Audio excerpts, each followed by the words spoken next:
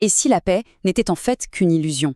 Si nos sociétés, nos lois, nos gouvernements n'étaient en réalité que la guerre mais continuée par d'autres moyens? C'est une idée assez radicale et c'est pourtant le cœur de la série de cours que Michel Foucault a donnée en 1976, intitulée « Il faut défendre la société ». Et attention, on ne parle pas ici d'une simple analyse académique. Non, ces cours sont une véritable déflagration. Ils remettent en question tout ce qu'on pense savoir sur le pouvoir politique, d'où il vient et comment il fonctionne. On connaît bien cette phrase célèbre du stratège militaire Karl von Clausewitz. C'est un peu la vision classique, admise par tout le monde. La politique, c'est la norme, et la guerre, c'est l'exception. C'est l'outil qu'on sort quand la diplomatie a échoué. C'est là que Foucault nous attrape. Il pose la question qui dérange. Et si tout ça était à l'envers? Et si la guerre n'était pas l'exception, mais la base, le fondement permanent de toutes nos relations de pouvoir? Pour bien comprendre à quel point l'idée de Foucault est révolutionnaire, il faut d'abord jeter un œil au modèle traditionnel du pouvoir, celui que, justement, il a passé son temps à vouloir déconstruire. Ce modèle, Foucault l'appelle le modèle juridique ou souverain. L'idée est simple, le pouvoir vient d'en haut. C'est comme une cascade qui part du roi ou de l'État et qui descend jusqu'aux citoyens. Donc dans cette vision, les choses sont claires. Le pouvoir, c'est un peu comme un objet, on peut le posséder, le donner. Il est concentré dans l'État, il fonctionne en disant « tu as le droit » ou « tu n'as pas le droit ». Et surtout, son but, c'est de mettre fin à la guerre pour installer la paix. C'est précisément ce schéma que Foucault va faire voler en éclats. Alors, accrochez-vous, on passe maintenant à l'inversion radicale proposée par Foucault. Il prend la phrase de Clausewitz et il la retourne comme un gant. L'inversion est d'une simplicité désarmante, mais ses conséquences sont énormes. Foucault suggère que le pouvoir politique ne met pas fin à la guerre, pas du tout. En fait, il la continue, mais de façon silencieuse, codée, à travers les lois et les institutions. La guerre devient la toile de fond permanente de la société. D'accord, mais c'est une affirmation assez énorme.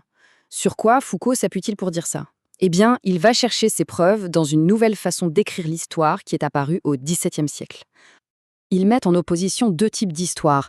D'un côté, l'histoire traditionnelle, celle qu'on apprend à l'école, qui raconte les exploits des rois et qui justifie le pouvoir en place. De l'autre, ce qu'il appelle une contre-histoire. Celle-ci, elle, est racontée du point de vue des vaincus. Et elle révèle que sous le vernis de la paix sociale, il y a en fait une lutte qui ne s'est jamais arrêtée. Un bon exemple, c'est l'invasion de l'Angleterre par les Normands en 1066. La contre-histoire, c'est celle des Saxons qui ont été conquis.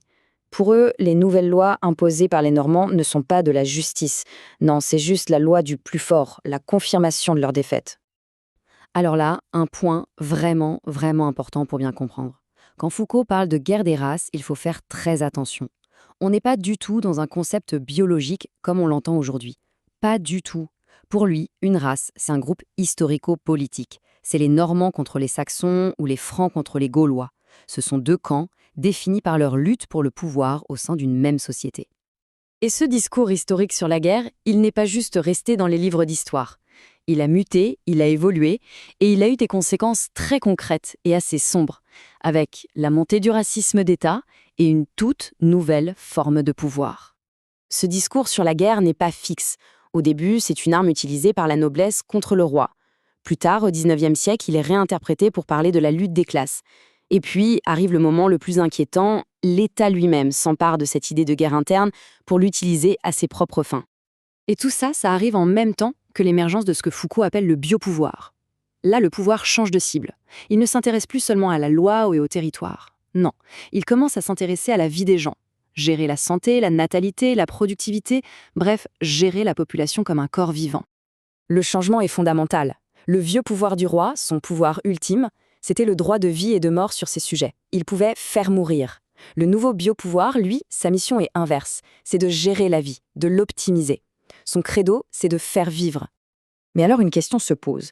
Si la mission du pouvoir est de faire vivre, comment peut-il encore tuer? Et là, la conclusion de Foucault est absolument glaçante. Il le peut grâce au racisme.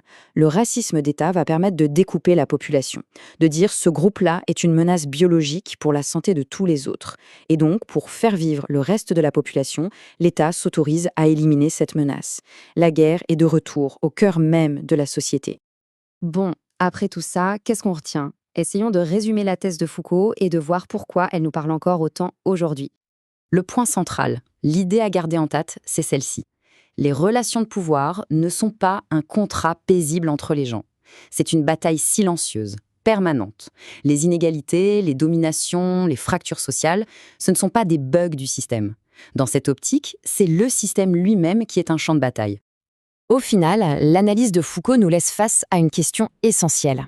S'il a raison, si la politique est bien la continuation de la guerre, alors plus rien n'est neutre. Chaque loi, chaque institution, chaque norme sociale devient une tactique dans un conflit qui ne s'arrête jamais.